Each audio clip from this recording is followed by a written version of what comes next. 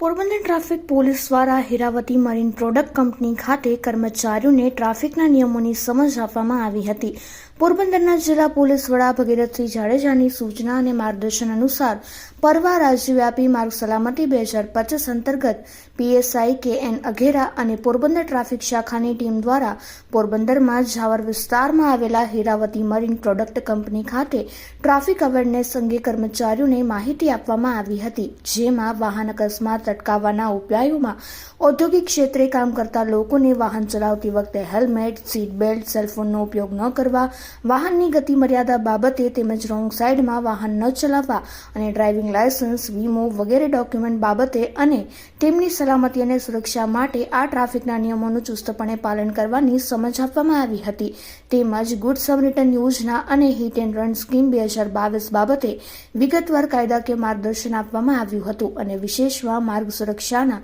સોનેરી નિયમોની પત્રિકાનું વિતરણ કરવામાં આવ્યું હતું.